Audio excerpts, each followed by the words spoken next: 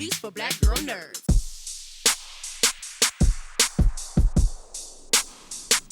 Thank you so much. Thank you, ladies, for all of your performances. You look very beautiful. Starting with Phylicia, it's quite a balance when a creative child decides to go off and do a creative endeavor and trying to sustain themselves.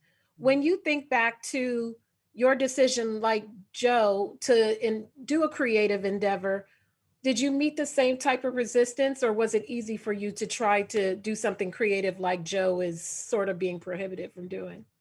Well, for the most part, I've always enjoyed familial support.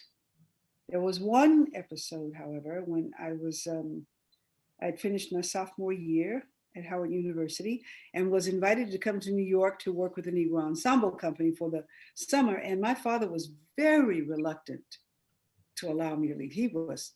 He couldn't sleep at night. It really wore him out. But then something shifted and he gave his full support. So like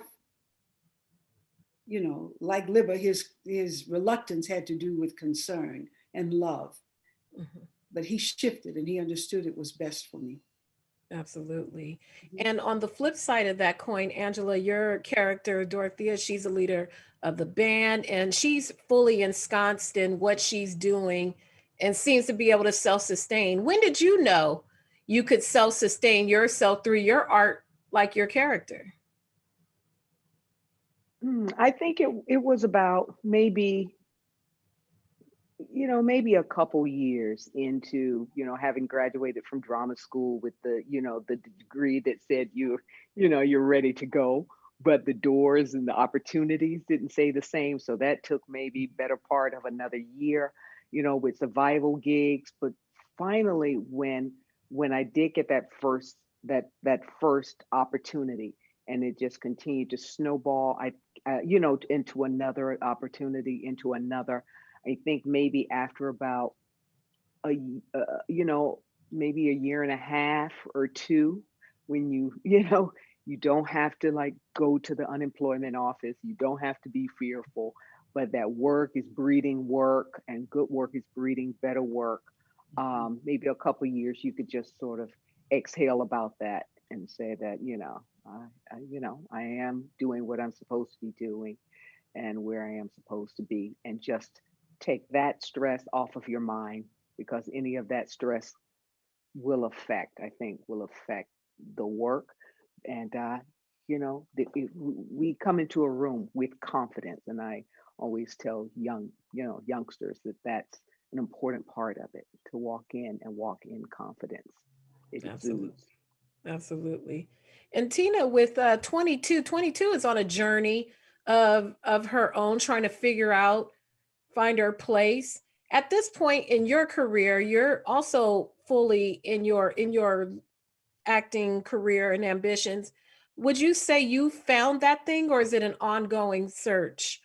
Unlike 22, who eventually, well, we won't say what happens at 22, but is it ongoing?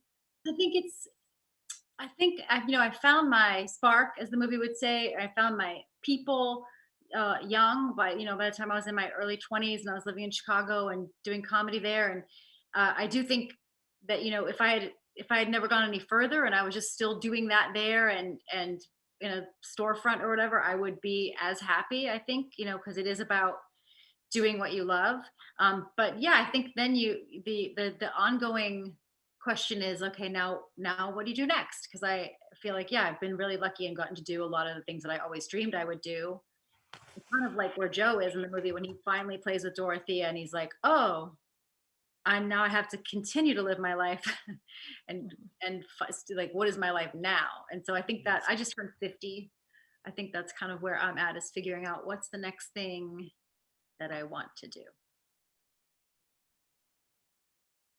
I hear you. Thank you, ladies. I enjoyed your performances. Thank you for your time. Thank you.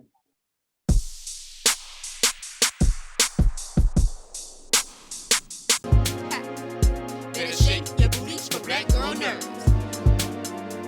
Better shake your booties for black girl nerds.